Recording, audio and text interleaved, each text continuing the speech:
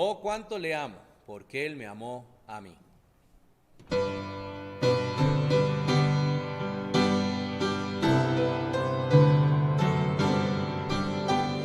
Es Cristo quien por mí murió, mis culpas por borrar, dolor y penas Él sufrió, mi alma por salvar. Oh, cuánto le amo, oh, cuánto le amo, cuánto le amo, porque por mí, con Cristo yo seguro estoy, me da perfecta paz, conmigo va pues suyo soy, no temeré jamás. Oh, cuánto le amo, oh, cuánto le amo, cuánto le amo, porque Él murió por mí.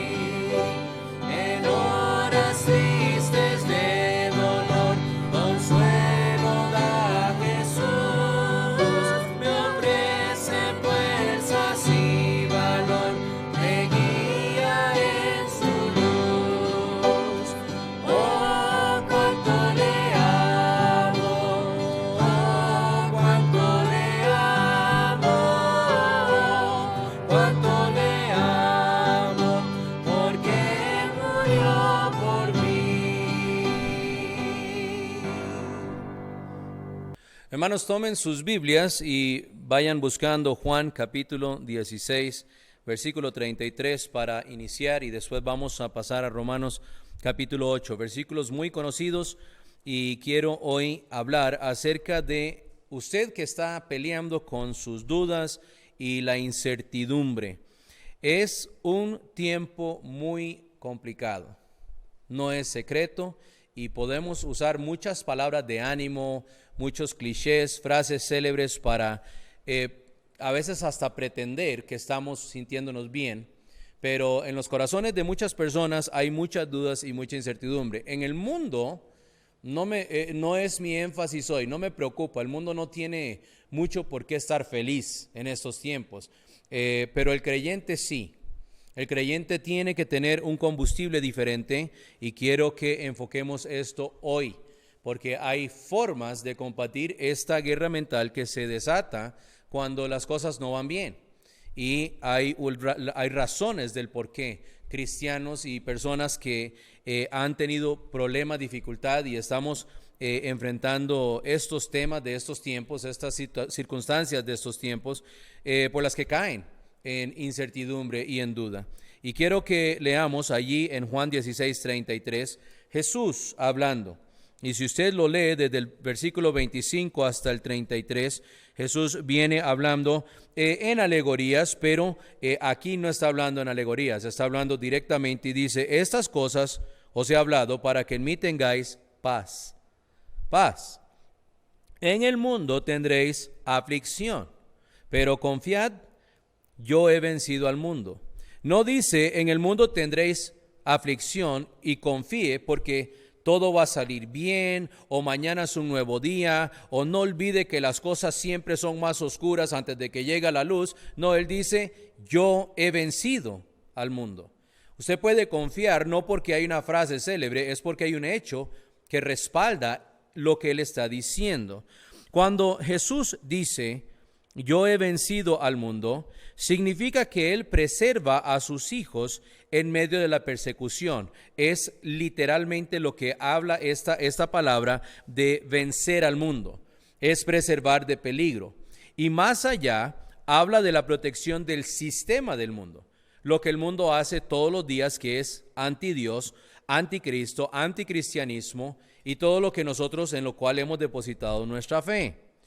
Hay infinitas formas de ir en contra de la voluntad de Dios, y el hombre las está aprendiendo todas. Día a día el hombre camina en un rumbo que lo separa más y más de Dios y lo que Dios ha dicho que le ofende. empezamos con cosas tan simples como los 10 mandamientos, porque tenemos que tener una base de donde partimos para decir esto ofende a Dios. Bueno, Dios se lo dio a Moisés en el monte Sinaí y él dice, vamos a empezar con esto. No matarás, no mentirás, no fornicarás, no darás falso testimonio, honrarás a tu padre y a tu madre. Puso una base y de ahí se despliega un montón de cosas más que Dios ha dado a saber al hombre que le ofenden. Cuando nosotros vamos en contra de alguna de ellas, de alguna forma, no importa el tono, el color o la forma en que usted quiera manipular el sistema, usted ofende a Dios.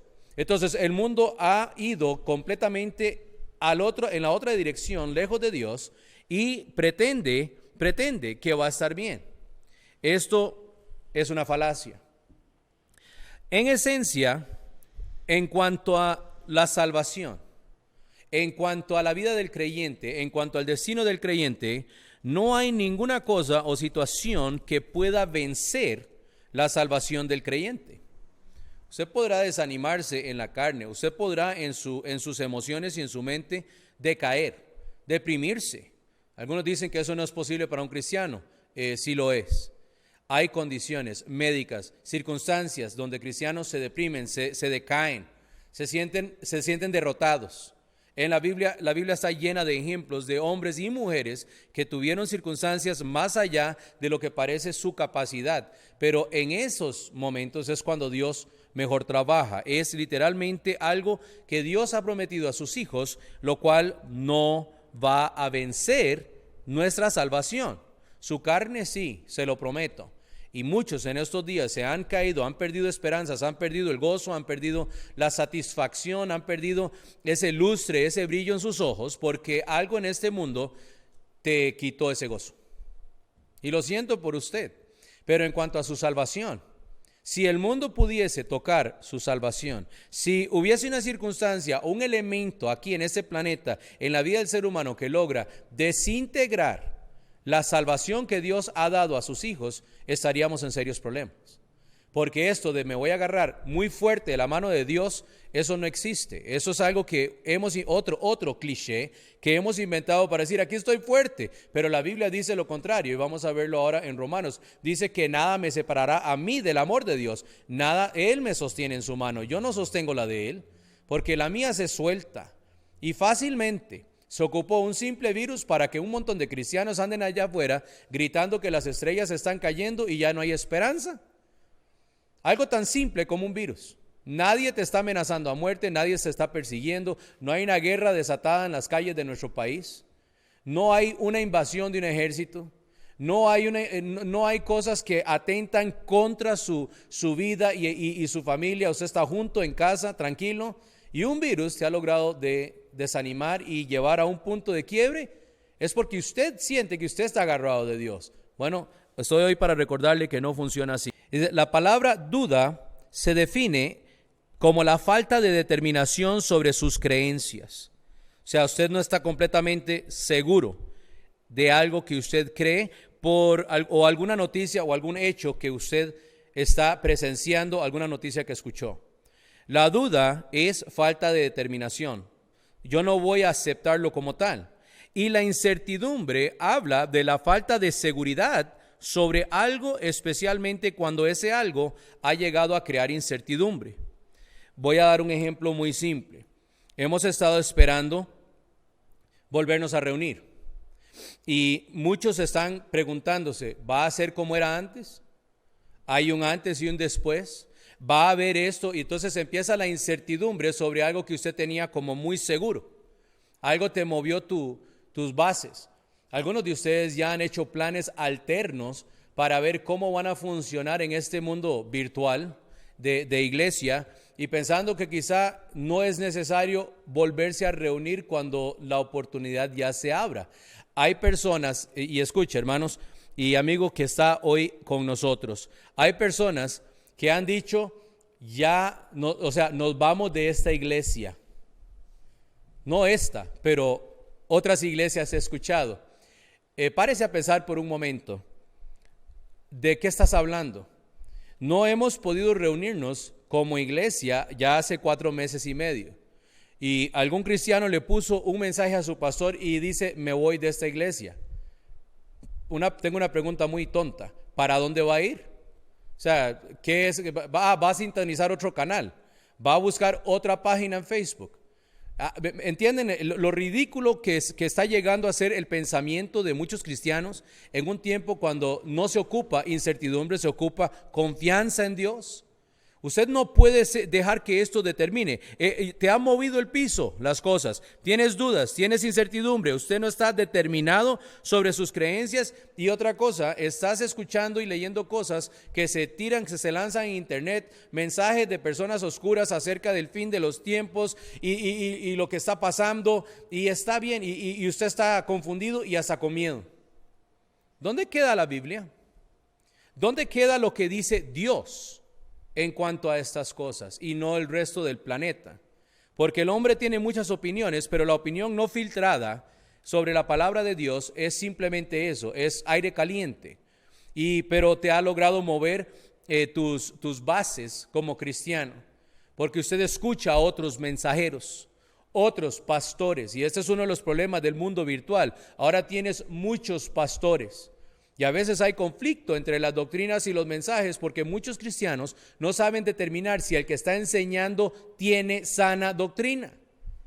Entonces usted ponga mucha atención porque va a ser movido y va a ser llenado de dudas e incertidumbre por su falta de fe en lo que Dios ya dijo. No hay cambios en el sistema, hermanos. No hay cambios. Hay causas y efectos. Colosenses 3. Ahora sí, Colosenses 3. 1 al 4. Pablo estaba hablando y dice: si pues habéis resucitado con Cristo, buscad las cosas de arriba, donde está Cristo sentado a la diestra de Dios. Poned la mirada en las cosas de arriba, no en las de la tierra, porque habéis muerto y vuestra vida está escondida en Cristo, con Cristo en Dios. Cuando Cristo, vuestra vida, se manifieste, entonces vosotros también seréis manifestados con Él en gloria. Causas y efectos de este problema, hermanos, es justo lo que Pablo está hablando aquí, que su mirada debe estar puesta en las cosas de arriba, las cosas de Dios. El panorama de Dios y la perspectiva del cristiano debe de venir a través de lo que Dios está viendo. Sabiendo muy bien, usted cristiano, que el mundo en el que habitamos está condicionado a raíz del pecado, está condicionado a destruir, atacar y quitar todo lo referente al cristianismo, la obediencia a Dios y la palabra de Dios. Usted no puede operar en un mundo anti Dios y esperar tener siempre una actitud correcta hacia las cosas de Dios. Usted no puede enredarse en las filosofías huecas y humanas que están allá afuera y pretender ser un cristiano fuerte en su fe, porque usted siempre va a estar cuestionando una o la otra. 3 cosas principales que menciona Pablo aquí y las resumo porque son simples. Primero, la dirección de su mirada. Si su mirada está puesta en noticias, científicos, medicina, sociedad, decisiones de algún ministro, entonces usted y su ánimo, usted y sus dudas, usted y su incertidumbre serán constantemente empeoradas. No va a mejorar. Hasta el momento hemos visto que han hecho 1000 cosas y nada ha servido. Entonces, si usted sigue pensando que la solución está en el hombre, usted se equivoca. 2, el constante bombardeo del mundo. Aquellos que han criticado líderes mundiales que han dicho hay que pedirle a Dios. Hay que pedirle a Dios y se burlan de estos presidentes y líderes como si estuvieran locos. Algunos han dicho, este es el momento para que todos doblen rodilla y clamen a Dios. Por lo menos, si no son creyentes, tienen una noción básica de que hay un ser superior allá afuera quien tiene el control sobre estas cosas. Pero el mundo se burla de ellos. El constante bombardeo del sistema del mundo sobre el creyente va a debilitar su fe. Y la tercera cosa que usted puede ver es la lejanía del calor en cuanto a su relación con Dios. Entre más lejos usted esté en cuanto a su relación con el Señor, usted más frío va a estar. más indiferente a lo que Dios ha dicho, y de repente va a poner su atención en todo lo demás que está haciendo el mundo. Nosotros, hermanos, escúcheme, somos presentes y participantes del mundo. Usted vive aquí y usted está presente aquí. Hay gente que cree que los extraterrestres vinieron y se los llevaron y después los volvieron a traer a la tierra. Y conociendo a algunos de ustedes, yo puedo darle la razón. Quizá es cierto, pero sabemos que eso es fábula. Usted está presente aquí y usted es participante aquí, mas no dependiente. Esa es la diferencia del cristiano y el inconverso. No soy dependiente del mundo para mantener un estado de ánimo y mucho menos tener esperanza en lo que el mundo va a hacer, como si esta fuera la solución a mis problemas y a mi vida espiritual. Y yo entiendo, no todo es espiritual. Hay cosas que son muy día a día, prácticas, pero mi esperanza no está depositada en que si esas cosas me van a salir bien o mal. Están depositadas en lo que Dios ha dicho en su palabra. Entre más involucramiento exista con el mundo y su sistema, las dudas en cuanto a la palabra de Dios y la vida del cristiano van a ser constantes, como ya dije. De hecho, al terminar este estudio, esta enseñanza de este tema, va a poner dudas en el corazón de un montón de ustedes, otra vez. ¿Por qué? Porque va a sacudir las bases de todas las cosas que usted usa para apoyar su fe. Su fe no se puede apoyar en cosas no bíblicas. Su esperanza en lo eterno no puede ser depositada sobre cosas terrenales. Su vista mundana no puede ver la vista eterna que Dios nos ha dado como cristianos. Entonces, hay un problema aquí de perspectiva. Y esto es algo que usted tiene que entender, que es causa y efecto. Dirección de su mirada mal puesta, el bombardeo del mundo en contra de su vida y su lejanía de Dios. No su lejanía presencial aquí de la iglesia, estas 4 paredes que llamamos iglesia y los hermanos, no, su lejanía de Dios. Porque Él está con usted siempre, pero a veces usted y yo no queremos escuchar. Ahora, 2, aclaremos dudas entonces con preguntas. Pastor, ¿cómo se aclaran las dudas con preguntas? Es muy fácil, vea lo que dice Romanos 8. Volvamos un par de libros atrás en Romanos capítulo 8. Y hay preguntas en Romanos 8 que deberían de hablarle a usted. Es más, deje que te hablen, porque las preguntas son retóricas, casi todas, en la forma en que Pablo las está escribiendo. Y habla de nosotros como cristianos. 8, 28 hasta el 39. Y vamos a leer aquí el texto completo. Y después voy a escoger y escuche las preguntas que él está haciendo. Y sabemos que a los que aman a Dios, todas las cosas les ayudan a bien. Un versículo que muchos usan en tiempos así. Esto es, a los que conforme a su propósito son llamados. Porque a los que antes conoció, también los predestinó, para que fuesen hechos conformes a la imagen de su Hijo, para que Él sea el primogénito entre muchos hermanos. Y a los que predestinó, a esos también llamó. Y a los que llamó, a esos también justificó. Y a los que justificó, a esos también glorificó. ¿Qué pues diremos a esto? Si Dios es por nosotros, ¿quién contra nosotros? El que no escatimó ni a su propio Hijo, sino que lo entregó por todos nosotros, ¿cómo no nos dará también con Él todas las cosas? ¿Quién nos acusará o quién acusará a los escogidos de Dios? Dios es el que justifica. ¿Quién es el que condenará? Cristo es el que murió. Más aún, el que también resucitó, el que además está a la diestra de Dios, el que también intercede por nosotros. ¿Quién nos separará del amor de Cristo? ¿Tribulación o angustia o persecución o hambre o desnudez o peligro o espada? Como está escrito, por causa de ti somos muertos todo el tiempo. Somos contados como ovejas de matadero. Antes, en todas estas cosas somos más que vencedores por medio de aquel que nos amó. Por lo cual estoy seguro de que ni la muerte, ni la vida, ni ángeles, ni principados, ni potestades, ni lo presente, ni lo porvenir, ni lo alto, ni lo profundo, ni ninguna otra cosa creada nos podrá separar del amor de Dios que es en Cristo Jesús, Señor nuestro. Preguntas que aclaran sus dudas. Dice el versículo 31, si Dios por nosotros, ¿quién en contra de nosotros? Nadie. Esto es omnipotencia pura. Nadie. Dios está de mi lado. ¿Quién puede en contra de Dios? Y Él que me protege, que está enfrente de mí. Yo no estoy enfrente de Él. Él está enfrente de mí. Él me sostiene en sus manos. Entonces, la pregunta dice, ¿quién? Nadie. Nada. El texto lo contesta en su totalidad, en todo lo que leímos. Segunda pregunta, versículo 32. ¿Cómo no nos dará? Dice, nos dio su Hijo primogénito. No escatimó a su propio Hijo, a Cristo Jesús. Nos dio a Jesús para pagar por nuestros pecados y limpiarnos de toda maldad. Lo más deseable del universo por lo más indeseable de este planeta. Nos dio su Hijo. ¿Cómo no nos dará con Él todas las cosas? Las promesas que Dios ha dado, ya te dio lo mejor.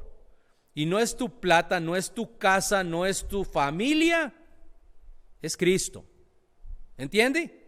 Te dio algo mucho más valioso que cualquier cosa que usted pretenda tener. Entonces, si te pudo dar eso, ¿cómo no va a cuidar de lo demás? Esto es provisión pura, omnipotencia pura, provisión pura de parte de Dios. Versículo 33. ¿Quién acusará a los escogidos de Dios? Dios es el que justifica, o sea, Dios es el que nos ha justificado, ha declarado que nosotros hemos sido justificados por lo que Cristo hizo por nosotros en la cruz. Entonces, ¿quién acusa? Si hubiese sido otro ente, otra figura que nos justifica, entonces Dios podría recibir quejas de nosotros, del enemigo. Pero como Él mismo entregó su Hijo, Dios en la carne, Cristo Jesús por nosotros, pagó el precio. Cuando alguien acusa, está acusándonos con aquel que pagó el precio. Y la razón que lo hizo, porque nos ama. Entonces el argumento se cae inmediatamente. Esto no es filosófico, hermanos, esto es el hecho de la salvación. ¿Quién acusará a los escogidos? Nadie. Él es el juez justo. Él paga el precio y juzga al mismo tiempo. Eso no existe en una corte aquí en esta tierra. Un juez nunca paga el precio. El juez dicta la sentencia. Escucha la evidencia del que acusa, escucha la evidencia del que se defiende y después él dice, este es el pago. Dios vio la evidencia, aceptó la culpa, fue y pagó por la culpa y se sienta otra vez en el trono y dice, ok, me toca juzgar esto mismo. Entonces, ¿quién acusa? No hay uno que acuse. Sí, Satanás nos acusa día y noche, dice la Biblia, está delante de Dios acusando a los escogidos. Su argumento no tiene validez. Eso es lo que está diciendo. Por eso dice ninguna cosa creada. Satanás es creación. Él no es un Dios aparte. Él no es un ser autoexistente. Existe, Él no es alfa y omega. Él es un ángel que Dios mismo creó. Entonces cuando acusa, me está acusando con el mismo que pagó el precio de mi pecado. Esto es justicia. Esto es Dios mostrando su amor en su totalidad en un hecho horrible que fue pago de mi pecado. 34. ¿Quién es el que condenará? Ok, acusa, sí, pero ¿quién condena? ¿Quién condena? Al ser que fue Cristo quien murió y resucitó, ¿quién me condena? ¿El mundo? ¿Usted? Nadie. Nadie puede condenarme porque ya fui justificado. Y el mismo que me justifica es el mismo que está a cargo de la condenación del pecado. Vea lo que dice el versículo. Cristo es el que murió. Más aún, el que también resucitó. Hay una muerte por el pecado y hay una victoria sobre la muerte que es causada por el pecado. ¿Entienden lo que está diciendo el pasaje? Y además, muere, paga precio, resucita, vence. Y además está a la diestra de Dios e intercede por nosotros. Usted no puede, un equipo legal contra el pecado, usted no lo va a armar nunca así. Esto es algo que el creyente tiene en su vida. Si usted está buscando esperanza en alguna otra cosa hoy, usted se equivoca, cristiano. Porque allá afuera no la va a encontrar. Nada resume lo que Dios ha hecho por usted y por mí como estos textos. Es interesante, al ser que murió, al ser que resucitó, nadie me puede condenar. Literalmente, escuche esto, Jesús mismo tiene el monopolio sobre las consecuencias del pecado. Hay muchas cosas circulando por internet en estos días y son temas que honestamente frustran, pero también dan temor a aquel que no las entiende. Acerca de las cosas del fin. La mayoría de nosotros, cuando hablamos de la cruz del Calvario, y quiero que escuche esto bien porque es importante, los juicios que vienen para el fin de este mundo, para lo que Dios va a hacer con su pueblo Israel y para ya poner fin al tiempo del gentil, del hombre. Usted entiende que el juicio en la cruz es el juicio más severo que el mundo va a recibir en toda su existencia. No fue cuando Dios inundó la tierra. No fue eso. Dios estaba hasta aquí con el pecado y él dijo, Noé, hágase un arca y póngase las pilas, predique, porque yo voy a raer de la faz de la tierra a este hombre pecaminoso. No fue ese. Fue la cruz. Porque la cruz es fulminante eternamente. El hombre continuó. Inclusive cuando lleguemos al final en la Biblia, y esto es parte del cuadro escatológico que nosotros conocemos en la Biblia, cuando Jesús muere por los pecados del hombre y Él se deja condenar por el pecado, baja al infierno, está allí 3 días, 3 noches, pagando precios de pecado, resucita venciendo la muerte, algo que el hombre no puede hacer. Lo intenta, pero no puede hacer. Y Él se sienta a la diestra de su Padre hoy juzgando el pecado. Cuando llegue el fin, escúcheme, hay 2 o 3 juicios de camino, pero en el juicio del gran trono blanco, ese juicio existe simple y sencillamente porque el juicio que hubo sobre Calvario hizo una separación clara entre aquel que confía en Cristo como su Salvador y aquel que no. El que confía en Cristo es libre de la condenación del pecado. El que no irá a ser condenado por su pecado y pagará su propio precio. ¿Entienden lo que está pasando aquí? La cruz es el mensaje de amor más grande que existe, pero es el mensaje de condenación más grande que existe. Porque sin Cristo, sus consecuencias son más allá que cualquier juicio o severidad que pueda suceder en este planeta. Va a ir a la eternidad al infierno. Entonces, aquel que dice que Dios tiene que juzgar el mundo y tiene que mandar plagas y pestes y hambres, el hombre va a ir al infierno por la eternidad. Si usted puede mejorar ese castigo, entonces usted es más poderoso que Dios en cuanto a justicia. Y se me ocurre que usted no lo es, ni yo tampoco. Ya Dios determinó el final. Y si la eternidad pagando por pecados en un infierno que no tiene salida, no tiene agua, no tiene compañía, no es suficiente, entonces la justicia de Dios no es tan severa. Cualquier cosita que suceda aquí entre ese momento de salvación o no y la condenación final al lago de fuego es un vacilón. ¿Cómo, pastor? La tribulación es algo serio, es un vacilón comparado a la eternidad en el infierno, ¿entienden? Haga la separación de los juicios que Dios hizo. Y la cruz fue severo, fue fulminante. El hombre sin Cristo es condenado por la eternidad al infierno, el hombre con Cristo no. Entonces, lo que sucede para llegar a ese último juicio del gran trono blanco, hermanos, y la preparación de Israel, el milenio y todo lo que Dios está haciendo para volver a Él a un pueblo, para proclamar, sentarse en el trono que Él prometió, todo lo que sucede ahí no es nada. No es nada. Esto que está pasando no es nada. Lo que va a ser severo es ir al infierno por la eternidad y pagar por sus pecados. Eso es severo.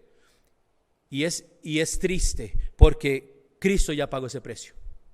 Entonces, ¿de qué debe estarse ocupando el cristiano? ¿De todo esto? No, del evangelio. Del evangelio. Podrán curar el virus hoy y mañana sale otra cosa. Podremos pasar por una inundación y mañana viene otra. Podrá haber una plaga de langostas y mañana será una plaga de quién sabe qué. Ahí no hay esperanza. La esperanza está en Cristo Jesús. Eso es lo que tenemos que estar enfocados los creyentes. Entonces sus dudas y su incertidumbre es porque usted está tan enredado con el mundo que no está viendo lo que Dios está haciendo. Quítese de ahí y deje de divagar como cristiano. Si hay un momento para que el cristiano sea activo, testificando, compartiendo su fe, es hoy. La gente necesita algo real y esto es lo más real que van a recibir porque Dios lo dijo. Versículo 35. Sigamos, ahora vea la parte amena, increíble de esto. ¿Quién nos separará del amor de Cristo? Nada. Es una pregunta retórica y en el mismo, según la respuesta que nos da, es nada. Tribulación, angustia, persecución, hambre, desnudez, peligro, espada, nada me separará.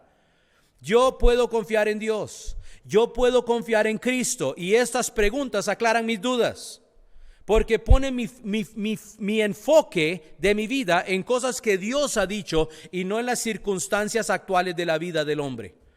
¿Ya entiende lo que estoy diciendo? Cuando Pablo dice ponga las miradas en las cosas de arriba, lo está escribiendo un hombre que pasó la mayoría de su ministerio en la cárcel, donde ni siquiera podía mirar el cielo, escribiendo cartas a la iglesia, animando hermanos y él encarcelado. Entonces no pretenda que su circunstancia hoy es peor que aquellos que tuvieron que realmente practicar lo que están predicando. Usted necesita cambiar su mirada y ponerla en el Señor. Nada me va a separar. Mi esperanza está en Cristo. Mi promesa la dio Él. No soy yo el que tiene que cumplirlo. Él ya lo hizo por mí. Seguimos en el versículo 36. Hay unas declaraciones fulminantes y es interesante porque están como metidas entre el texto y está citando un salmo, Salmo 44, 22, si no me equivoco. Dice así, en el versículo 36, como está escrito, por causa de ti somos muertos todo el tiempo. ¿Qué significa eso? Si alguien llega a usted y le dice, vea, fulano, es su culpa que yo estoy así miserable todo el tiempo, ¿qué pensaría usted? ¿Qué hiciste? ¿Qué hice? ¿Qué causé? ¿Qué provoqué? ¿Qué hablé? ¿Qué acción mía le causó miseria a esta persona? Dice, por causa de ti somos muertos todo el tiempo. Y dice, somos contados como ovejas de matadero. O sea, alguien que va a morir, alguien que va a sufrir la pena máxima. Es su culpa, Dios, de que soy muerto todo el tiempo y es su culpa, Dios, que soy contado como oveja de matadero. ¿Qué contraste más extraño de lo que viene hablando el autor? Pero ponga atención, escuche, muertos todo el tiempo es muertos al pecado. Romanos 6, 1 al 7, un par de páginas más atrás. ¿Qué pues diremos? Dice Romanos 6, 1. ¿Perseveraremos en el pecado para que la gracia abunde? En ninguna manera. O sea, ¿voy a pecar para que Dios me siga perdonando? No, en ninguna manera. Porque los que hemos muerto al pecado, ¿cómo viviremos aún en él? ¿O no sabéis que todos los que hemos sido bautizados en Cristo Jesús hemos sido bautizados en su muerte? Alguien tuvo que morir por ese pecado y usted aceptó el precio de ese pecado y usted se bautizó confesando a Cristo como muerto, sepultado y resucitado en Cristo. Porque somos sepultados juntamente con Él para muerte por el bautismo, a fin de que como Cristo resucitó de los muertos por la gloria del Padre, así también nosotros andemos en vida nueva, dice la Biblia. Muertos al pecado. Muertos, ¿por qué? Por el efecto final que no aplica al creyente. Usted sabe que sus pecados, como creyente, cristiano, que ha puesto su fe en Cristo Jesús como su Salvador, su muerte, su pecado fue adjudicado a Cristo. Ese precio que usted debía fue puesto sobre Cristo y Él canceló esa factura. Entonces dice la Biblia que ese efecto final, la condenación final, no aplica al creyente. No hay condenación. Condenación final del pecado. Incomodidad temporal aquí todos los días. Romanos 8:1, uno de los versículos en el mismo capítulo que estamos, dice, ahora pues, ninguna condenación hay para los que están en Cristo Jesús, los que no andan conforme a la carne, sino conforme al Espíritu. ¿Va a ser corregido por su pecado? Sí, Dios es un Padre perfecto. Ni dice que Dios disciplina a todo aquel que Él ama. Es un buen padre. Si usted insiste en estar en pecado, Dios va a insistir en disciplinarlo. Pero más allá de la corrección aquí, cuando usted muere, la condenación del pecado no tiene poder sobre usted. Eso es lo que dice ser muertos todo el tiempo al pecado. El pecado no tiene efecto de condenación sobre mí. Efecto temporal sobre mi carne, sí. Y ajústese. Usted que ha sido bautizado, usted que ha puesto su fe en Cristo, ande conforme al Espíritu, dice la Biblia. Y usted sabe muy bien lo que eso significa. Deje de estar metido en el pecado y quite sus ojos del mundo. Debería ser más fácil hoy que estamos tan encerrados. Y la otra parte de la frase dice, contados como ovejas al matadero.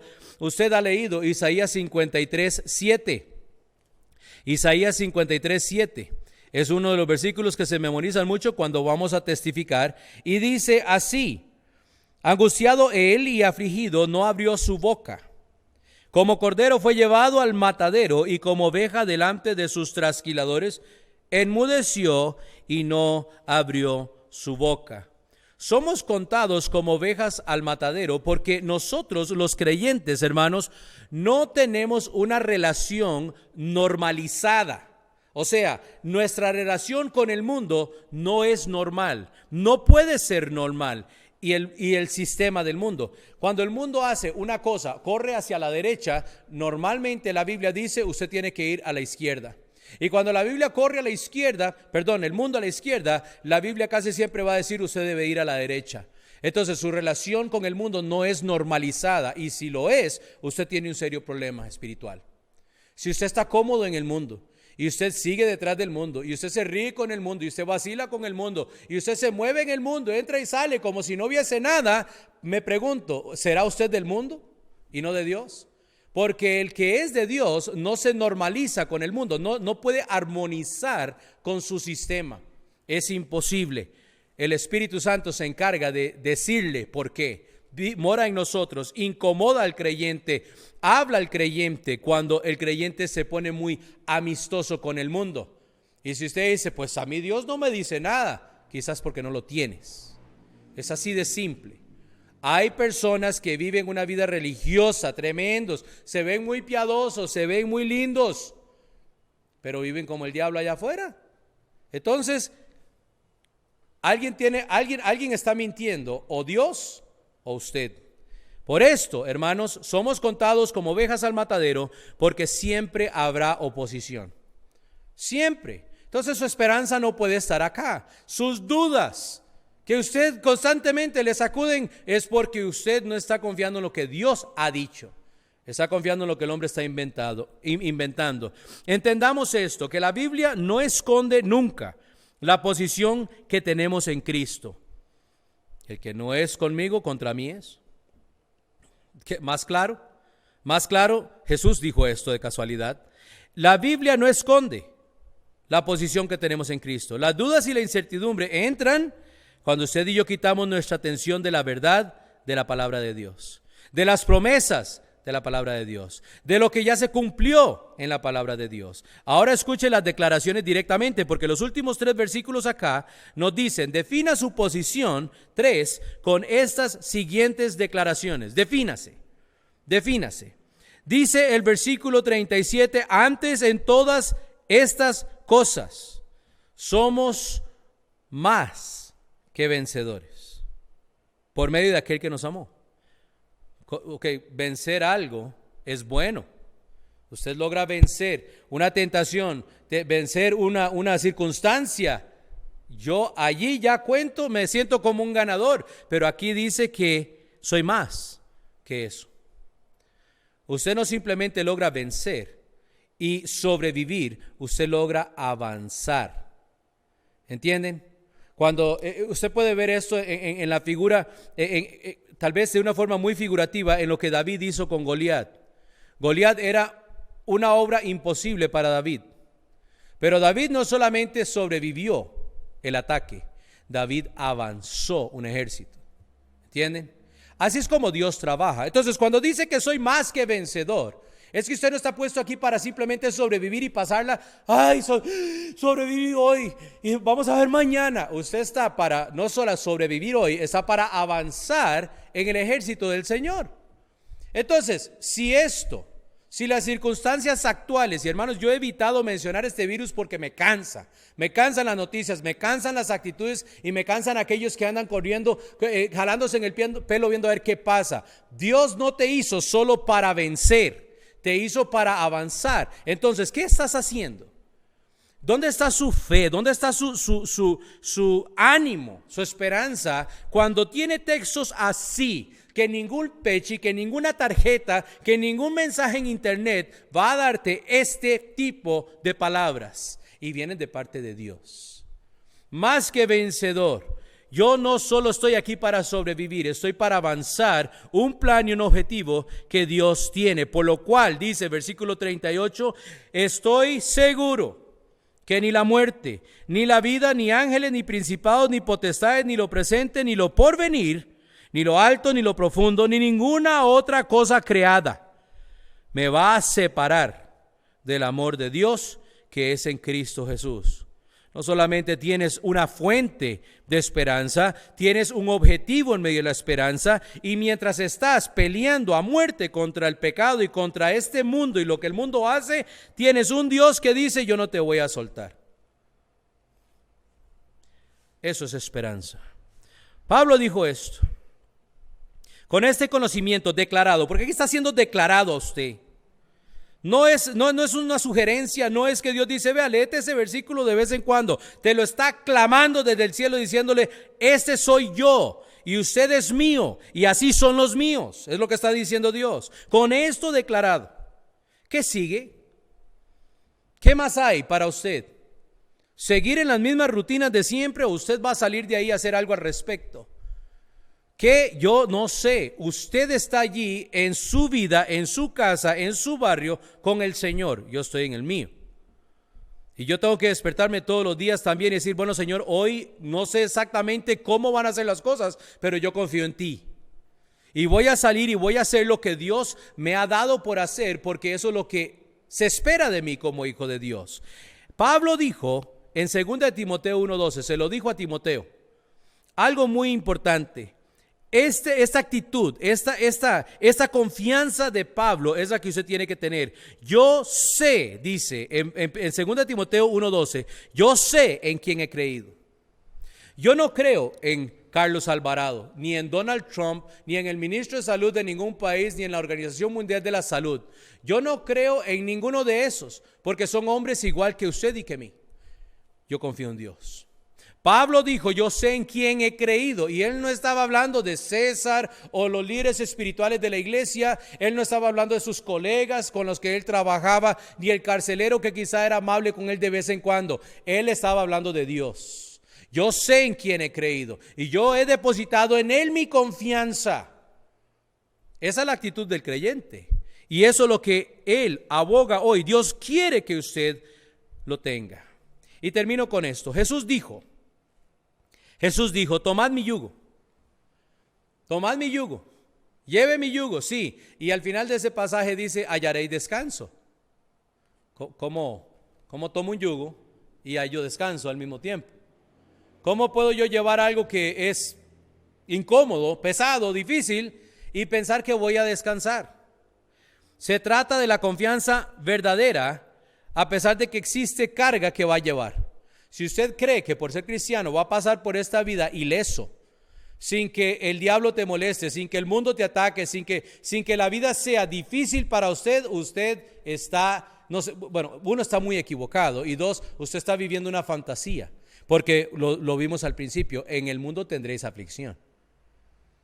Mucha gente anda predicando hoy que esto está sucediendo porque los cristianos están en pecado y han abandonado a Dios. Allá y ellos y sus prédicas. Esto está sucediendo porque la Biblia dijo que así va a ser. Punto. Por el pecado del mismo hombre. Pero esto no cambia lo que Dios le dio a la iglesia y al creyente por hacer en tiempos así o cualquier otro tipo de circunstancias. Eso es lo que estoy hablando hoy. Eso es lo que estoy diciendo en cuanto a sus dudas y sus incertidumbres. Sus ojos están en el lugar equivocado. Es soportar las dificultades de esta vida en Cristo para después vivir una eternidad en perfección con nuestro Padre Celestial. En otras palabras, en el cielo no hay COVID. Ajá. En el cielo no hay pobreza, en el cielo no hay enfermedad, en el cielo no hay muerte, en el cielo no hay todas las cosas que afligen al hombre hoy aquí, pero sus ojos están aquí. Va a tener aflicción aquí, mas cuando usted muere va a ir a una eternidad de perfección con su Padre Celestial, si es creyente. Pero si usted no es creyente, la alternativa es un poco complicada, porque sin Cristo usted va a ser consumido en el mundo y su sistema. Usted va a tener las mismas actitudes anticristo, antibiblia y antidios como todos los demás. Y cada vez que alguien venga y choque contra su cristianismo, usted va a siempre resbalar y tomar lado y bando con el mundo. Aquella persona sin Cristo va a disfrutar de las dificultades, va a envolverse de las circunstancias y cuando pasa la eternidad irá al infierno y allí no será mejor que aquí, será peor. Entonces, lo mejor que usted tiene ahorita, no cristiano, es esto, disfrútelo. Disfrute sus mascarillas, disfrute sus noticias, disfrute sus penas y sus ayes y sus lloros y sus llantos, porque es lo mejor que va a tener aquí. Pastor, ¿por qué tan concho? Porque en el infierno va a ser inimaginablemente peor de lo que es aquí. Esto es lo mejor que tienes, sin Cristo. Dudas e incertidumbres. Si usted no tiene a Cristo, dice la Biblia, no tiene la vida. No la tiene. Entonces, siga disfrutando este lado. El otro será terrible para usted. ¿Quién fuera de Cristo te ofrece algo mejor? Perdón de tus pecados, una vida con esperanza y una eternidad perfecta a los pies de nuestro Padre, quien pagó por nuestros pecados, quien nos justificó, quien no recibe acusación, quien nos sostiene en su mano y que con la serie de preguntas, léase todo el capítulo 8 unas 2, 3 veces esta semana y afírmese, porque ese es el Dios con el que vamos a ir a estar los cristianos. Y mientras llega ese momento, si usted no muere de un infarto, lo atropella un bus, de viejo, cualquier otra enfermedad que no sea el COVID, porque ahora todo es COVID, le duelen los pies, COVID, se le cae el pelo, COVID. Si usted no muere en estos próximos tiempos y se va al cielo antes y logramos tomar un momento cuando el rapto viene y nos vamos con el Señor, esta leve tribulación, dice la Biblia, esta leve tribulación pasajera, mientras estás en esta leve tribulación, ¿por qué usted no busca hablarle a otros de lo que viene después? Eso es lo que usted necesita hacer. Sus dudas y sus incertidumbres de estar viendo tantas noticias. Deje de estar tan metido en el sistema del mundo y ocúpese usted en lo que Dios está diciéndote hoy.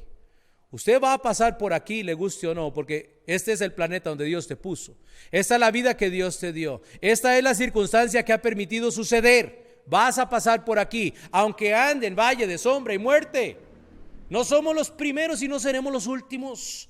Portémonos varonilmente y tomemos consejo de esta esperanza que Dios nos dio y quite usted sus dudas y sus incertidumbres de lo que está sucediendo alrededor de nosotros.